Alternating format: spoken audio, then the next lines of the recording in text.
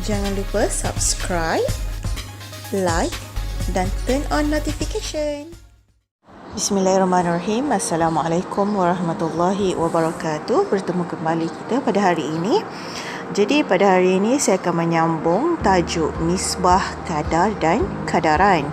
Tapi pada hari ini kita akan fokus kepada kadar, kerana sebelum ni saya dah terangkan nisbah kepada kamu semua. Jadi tanpa melengahkan masa, jom kita belajar apa benda itu kadar. Baiklah, kadar ialah membandingkan dua kuantiti yang berbeza unit. Keyword dia kat sini ialah berbeza unit. Kalau sebelum ni, untuk nisbah, kalau awak masih ingat, nisbah membandingkan dua kuantiti yang sama unitnya. Itu nisbah. Kalau nisbah, unit mesti sama. Tapi untuk kadar, perbandingan dua kuantiti yang berbeza unit. Jadi jom kita tengok contoh di bawah. 285 km per 3 jam. Apa maksudnya? Maksudnya jarak yang dilalui sejauh 280 km mengambil masa selama 3 jam. Macam awak nak pergi ke bandar mengambil masa, contohlah jarak daripada rumah awak ke bandar jaraknya adalah 10 km dan mengambil masa 5 minit. Itu kita panggil dia sebagai kadar. Kita membandingkan dua kuantiti yang berbeza unit. Jadi sekarang kalau kita tengok contoh ni 285 km per 3 jam, ini adalah dalam bentuk kadar. Bentuk dia sama macam nisbah per, tapi ini adalah kadar sebab dia berbeza unit. Jadi sekarang kita tengok dia membandingkan kilometer ni adalah jarak yang dilalui yang menggunakan unit kilometer, dan dia buat perbandingan dengan masa yang diambil. Okey, unit yang digunakan adalah jam. Okey, boleh faham? Ini adalah kadar. Kita tengok contoh yang seterusnya. Nyatakan kadar dan dua kuantiti termasuk unit bagi ukuran yang terlibat dalam setiap situasi berikut. Okey, situasi yang pertama, Fatin membeli 2 kg mangga dengan harga RM10. Situasi yang kedua, sebuah kereta menggunakan 1 liter petrol untuk perjalanan sejauh 12 km. Sebelum awak menjawab kadar bagi situasi A dan B ni, tengok elok-elok ataupun fahami betul-betul soalan ni. Dia nak jawab apa? Nyatakan kadar dan dua kuantiti. Soalan ni bukan satu soalan dia ada dua soalan, dan awak mesti bagi dua jawapan bagi setiap situasi. Dia nak kadar dan dua kuantiti yang terlibat dalam situasi. Baiklah, kita cuba jawab. A, untuk situasi Fatin.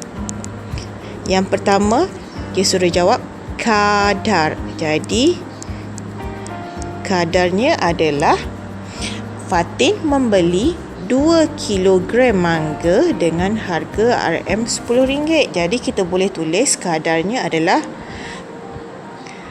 RM10 per 2 kg. Betul kan? Dua unit yang berbeza.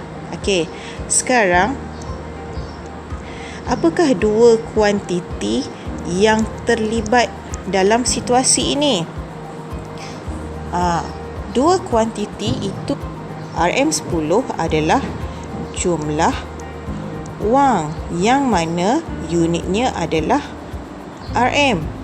Kuantiti yang kedua ialah jisim yang menggunakan unit kilogram. Jadi inilah jawapan bagi situasi Fatin. Sekarang kita tengok situasi menggunakan kereta. Kita jawab soalan B, kereta. Ingat ya, untuk soalan ni ada dua soalan. Yang pertama, kadar. Yang kedua, melibatkan dua kuantiti. Kita tengok soalan. Sebuah kereta menggunakan 1 liter petrol untuk perjalanan sejauh 12 km. Ada dua kuantiti yang berbeza di sini. Jadi untuk menulis kadar, kita boleh menulis 12 km per 1 liter. Maksudnya, untuk perjalanan sejauh 12 km memerlukan ataupun kereta tu perlu menggunakan 1 liter petrol. Jadi sekarang kita tengok bagi dua kuantiti yang terlibat, kilometer, jarak, kita menggunakan unit kilometer. Yang kedua adalah isi padu, menggunakan unit liter. Jadi saya harap awak faham untuk bagaimana untuk menjawab soalan ini. Kita tengok contoh yang seterusnya. Baiklah, soalan untuk contoh 5 dengan contoh 6 tadi, dia berbeza ya. Macam contoh yang sebelum ni, soalan dia nyatakan kadar dan kedua kuantiti. Tapi bagi contoh 6 ini, contoh 5 dengan 6 saya ambil daripada buku teks. Saya ambil daripada buku teks. Kita tengok apa soalan dia. Dia sebab dia terus ya. Rajan menunggang basikal dengan laju 5 meter per saat. Lajunya adalah 5 meter per saat. Soalan dia, tukarkan 5 meter per saat kepada kilometer per jam. Jadi macam mana kita nak menjawab soalan ni? Baiklah, kita cuba jawab dahulu. Okey, A. Rajan menunggang basikal dengan kelajuan 5 meter per saat. 5 meter per saat ni maksudnya 5 meter dalam masa 1 saat. Itu maksud dia. Ni 5 meter per saat ni maksudnya 5 meter per 1 saat. 5 meter dalam masa 1 saat.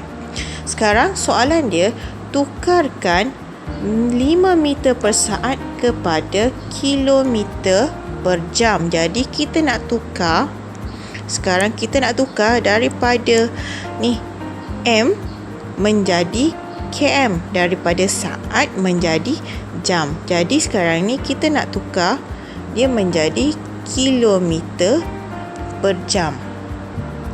Jadi sekarang saya nak tanya awak, macam mana kita nak tukar daripada meter menjadi kilometer?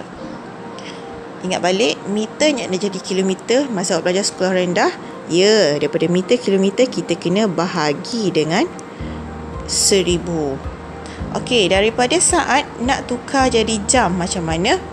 Awak perlu bahagi 60 bahagi 60. Kenapa ada 2 kali pembahagian 60? Kalau awak tengok, awak ingat balik, 1 jam bersamaan 60 minit.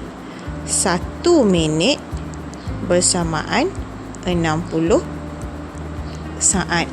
Jadi daripada jam nak pergi ke saat ni, ada 2 kali 60 yang dia kena langkau ya. Okey, jadi macam mana jalan kerjanya? Okey. Jadi kita terus 5 bahagi 1000, kita terus 5 bahagi 1000 darab dengan 60 darab 60 per 1. Bila awak tekan kalkulator, awak akan dapat 18. Jadi 18 apa? Ni jawapan akhir awak. Kilometer per jam. Mesti awak pelik kan? Kenapa daripada tiba-tiba daripada bentuk yang macam ini saya terus langkau pergi sini? Okey, ini shortcut ya. Bagi yang faham dia akan terus faham. Bagi yang tak faham, okey, saya terangkan. Kita bawa pergi bawah. Sekarang awak nampak 5 per 1 betul? 5 per 1. 5 meter per 1. Sekarang ni dia tulis bahagi 1000. Jadi saya kena buat dulu bahagi 1000. Lepas tu yang saat ni pula bahagi 60 bahagi 60. Maksudnya dia bahagi 60 tu sebanyak 2 kali. Jadi 1 bahagi 60 darab 60. Ini adalah per. Dalam erti kata lain, ini adalah bahagi. Saya tukar dalam bentuk tulisan yang agak kemas sikit. Dia akan jadi 5/1000. Untuk yang ini 5/1000, saya tulis balik 5/1000. Per ni saya akan tukar dia jadi bahagi. Yang ini saya salin balik 1/60 darab 60. Okey, dapat? Lepas tu awak tengok, lepas bahagi ni adalah bentuk pecahan. Bila lepas bahagi ada bentuk pecahan, ingat kita kena tukar. Yang ini akan jadi darab. Jadi kita akan tulis 5/1000 darab. Yang ini naik atas, yang ini turun bawah. 60 darab 60/1. So, sebab tu saya terus langkau pergi sini. Kalau awak dapat tangkap dengan cepat, awak akan terus buat jalan kerja ni. Awak nak selesaikan yang kat bawah ni pun boleh, tak ada masalah. Yang penting awak akan dapat jawapannya. Jadi, kita dah menjawab untuk contoh A. Sekarang, kita nak tengok contoh B. Ketumpatan sejenis logam ialah 2700 kg per meter padu. Per meter padu. Nyatakan ketumpatan logam dalam gram per sentimeter padu. Jadi sekarang ni pun dia nak pertukaran unit. Okey, saya salin di sebelah. Okey, dia kata ketumpatan tadi yang asalnya adalah 2700 kilogram per meter padu. Sekarang saya nak tukar 2700 kilogram per 1 meter padu. Okey, dia kata dia nak minta tukar menjadi gram per sentimeter padu. Maksudnya saya nak kena tukar yang bawah ni pun menjadi gram per sentimeter padu. Cuma sekarang ni macam mana kita nak tukar daripada kilogram menjadi gram? Daripada kilogram menjadi gram. Daripada kilogram menjadi gram. Daripada meter padu menjadi sentimeter padu. Baiklah, saya tahu awak mahir. Jadi kilogram nak jadi gram, awak kena darab dengan 1000. Daripada meter nak jadi sentimeter, kena darab dengan 100. Betul? Betul. Tapi sekarang kita kena darab sebanyak 3 kali 100. Kenapa kena darab 3 kali 100? Sebabnya sekarang ini adalah meter kuasa 3. Ini sentimeter kuasa 3. Meter kuasa 3 ni maksudnya M darab M darab M. Yang ini pun sama, sentimeter darab sentimeter darab sentimeter. Jadi memerlukan pertukaran sebanyak 3 kali. Okey, baik, faham? Bagus. Kita teruskan dengan jalan pengiraan. Jadi 2700 darabkan dengan 1000 per 1 darab 100 darab 100 darab 100.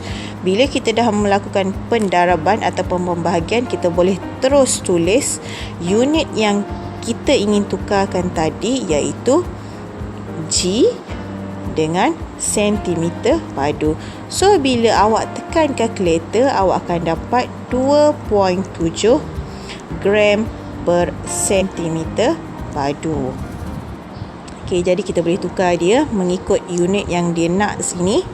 2.7 gram per sentimeter padu. Jadi saya harap awak faham apa yang awak belajar hari ini untuk tajuk kadar.